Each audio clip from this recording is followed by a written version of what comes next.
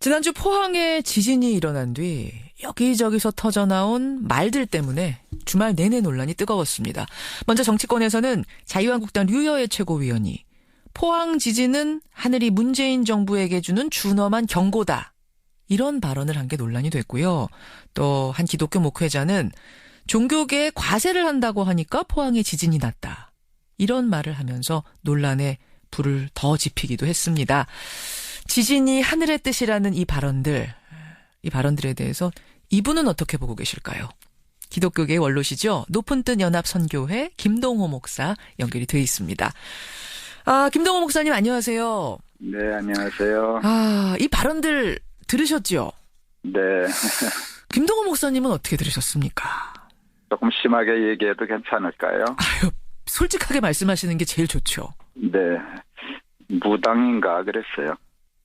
무당인가? 그 사람들이 무당은 그런 소리 하겠지.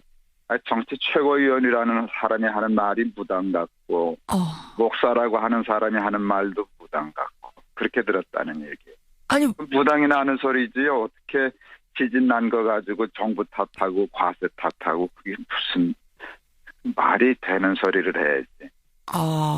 예. 이거는 무당이나 할 수 있는 하늘의 뜻 운운하는 것은. 예. 무당은 하늘 팔아가지고 자기 생기는 사람이잖아요. 예. 사람들 겁주고. 예. 비슷하지 않아요? 지진이 경고라는 말이나 이게 참 말이 안 되고 이런 일이 일어나면 그 지진 때문에 상처받고 고통당하는 사람들에게 집중해서 그들 어떻게 하면 도울까 하는 생각을 해야지 무슨 세금을 내냐 안 내냐 하는 이런 엉뚱한 소리를 하는지 조금 답답해요. 답답한 생각 드셨어요. 그럼 네. 일단 그 류여애 최고위원은 해명을 내놨습니다. 네. 하늘이 포항 시민들에게 천벌을 내린 거다라고 말한 적은 없다. 난 천벌을 내린 거라고 말한 적 없는데 지금 그렇게 소문이 돌고 있어서 이거는 가짜 뉴스다. 천벌이라고 한 적은 없다라는 해명은 어떻게 생각하세요? 아니, 그걸 어떻게 생각해요? 그 밤에 잘못했다 그러면 빨리 끝날 걸. 그렇게 돌린다고 수습이 되겠어요. 그분, 네, 최고위원이라는 말을 썼는데 웃기긴 하지만, 그냥 최저의원이라 그러면 좀. 예. 그렇게까지 들으셨어요? 잘못할 수도 있지. 실수해서 말을 그렇게 하면, 실수했습니다. 잘못했습니다. 빨리 수습을 해야지. 예. 준엄한 경고인데 지진이 났는데 그건 천벌은 아니다. 이게 말이 잘 안 되잖아요. 알겠습니다. 예. 그 해명 자체도 네. 큰 의미는 없었단 말씀. 네.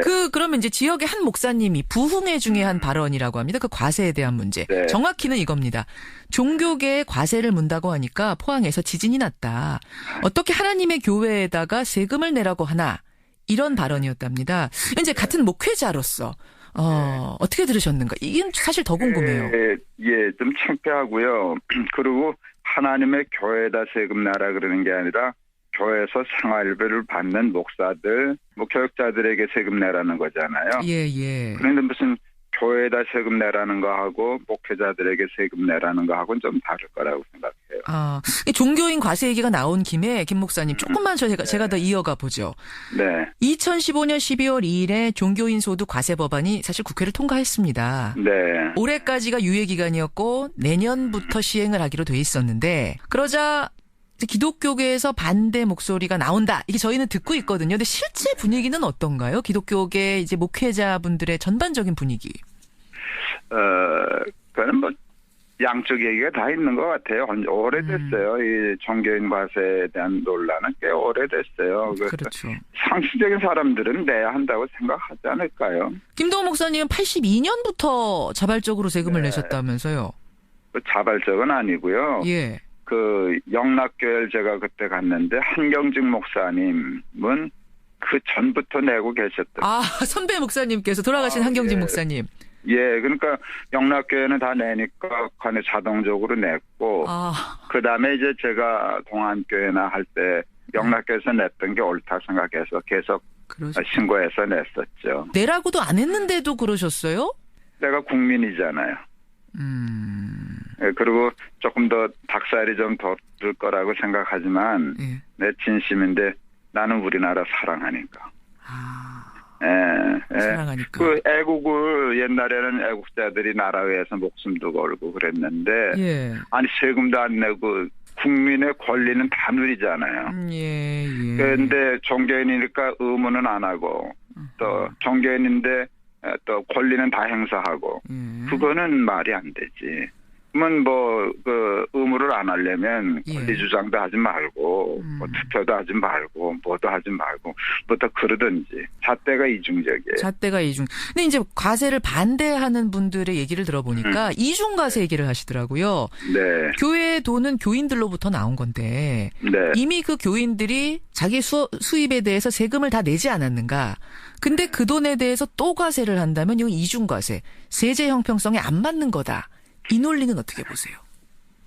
그러면 난 뭐 이게 논리가 되겠는지 모르겠어요. 그 상점에서 물건 팔 때 그 고객들이 다 자기가 세금 낸 사람들이 와서 물건을 샀어요. 그러면 그 물건에 대해서는 세금 내면 안 되겠네.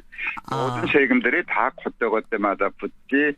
아니 교인들이 세금 내면 헌금했다고 말도 잘 안 되시는 어거지를 부리면 그 교회가 세상 사람들한테 창피당해요. 창피당. 예. 그럼 대형 교회는 몰라도 대부분의 교회들이 사실 영세한 교회가 많잖아요. 그렇죠. 그런 경우에는 과세가 가혹한 거 아니냐라는 지적은 어떻게 보세요? 아니 세금 내는 기준이 있잖아요. 그래서 사실은 시행을 해도 세금 내는 기점을 넘은 목사들도 있고 안 되는 목사도 있어요.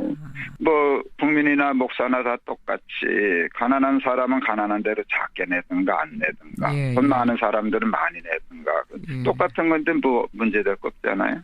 알겠습니다. 김동호 목사님 지금 만나고 있습니다. 목사님 오랜만에 나오신 김에요. 네. 요즘 교계에 또 큰 이슈 하나가 있어서 그것도 제가 마저 여쭙고 갈게요. 네네.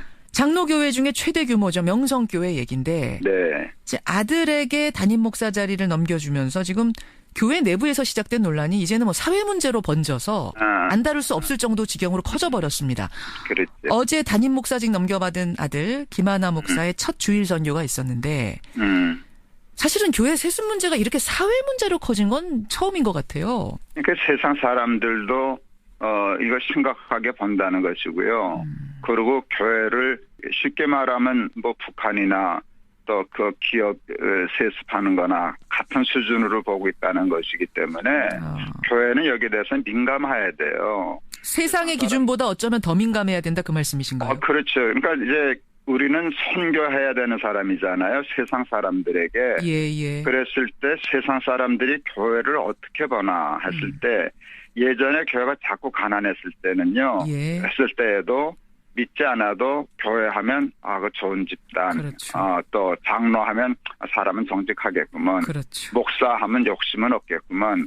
이게 사회적인 평가예요. 맞습니다. 그래서 사실 그것 때문에 교회에 대한 전도의 문이 열린 거거든요. 그래서 부흥이 된 거죠. 사실. 부흥이 된 거죠. 그런데 지금 이게 바뀌기 시작하고 뭐 세상이나 교회나 똑같네 그러다가 이제는 저 양반들 더하네 이렇게 되니까 이게 어떤 영향으로 나오는가 하면 교세 감소, 전도의 문이 막히는 거로 나온다고요.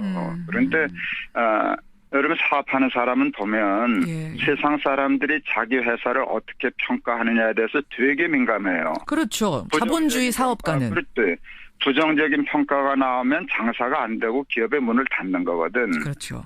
그런데 세상 사람들이 얘기할 때 거의 귀 기울여야 하고 무조건 나쁜 사람들, 교회 폄하하는 사람들하고 방어만 하려고 그런다라고 하면 그거는 선교와 전도의 의식이 없는 사람이라고 얘기할 수 있어요. 그리고 또 세상이 얘기하는 게 틀리다고 해도 조심해야 되는데 사실은 맞는 말이거든요.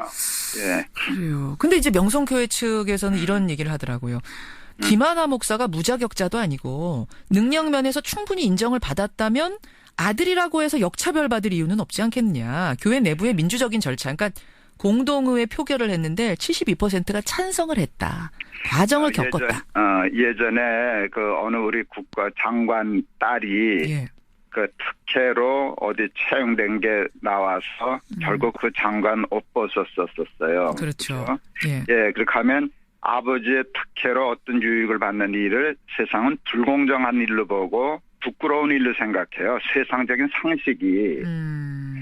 그런데 요즘 신학생들이 참 많아요. 신학생들이 많은데 신학생은 많고 교회는 자꾸 감소하니까 예. 학교 졸업하고 임지 찾는 게 참 어려워요. 아. 예, 그리고 이제 목사가 되고 담임 목사 자리 찾을 때 예. 교인 40-50명 정도 되는 교회도 이력서가 100장, 뭐 200장 이렇게 몰리는 게 지금 상황이에요. 그러니까 지금 우리 저 사회에서의 기업 취직만 어려운 게 아니군요. 교회도 아니죠. 예, 자리가 그렇죠. 없군요. 그런데 자기 아들이라고 해서 그냥 무사 통과로 그렇게 하면 그래서 이제 이런 우스갯소리들이 신학생들이 해요. 어떤 거요? 그 큰 교회 목사 아버지 둔 아들은 송골. 그런 장로 아버지 둔 신학생은 진골. 그런 아버지 없는 전도사들은 잡골.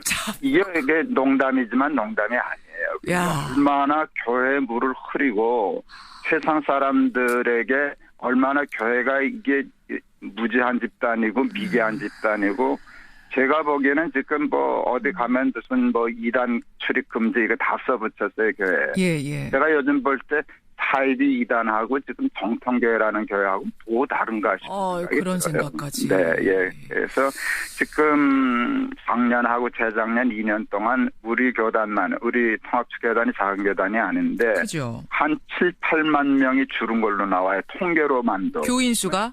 예, 교회 세습이 굉장히 치명적인 영향을 끼쳤을 거라고 생각해요. 예. 예, 그리고 우리 후배 목사님이 이제 교회 목회를 하시는데 예. 동네 이제 전도를 나가는 걸 몇 년째 하는데 예. 그 전에 뭐 어느 목사가 그 이제 성 문제 생겼을 때 전도 나갔을 때 욕 먹고 들어왔다 그러더라고요.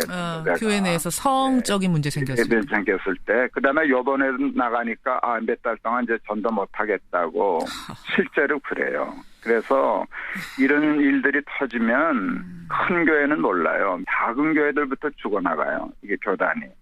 그거를 내 교회인데 니들이 왜 상관이냐 그러는데 뭐 내가 얘기하자면 네 교회 때문에 우리 교단 교계가 다 망가지고 있다. 그렇게 얘기하고 싶어요. 그러니까 자기들 때문에 예수님이 모욕을 당하시는데 내 교회니까 상관하지 말아라 그렇게 하면 그 사람들은 예수 믿는 사람들 아니지.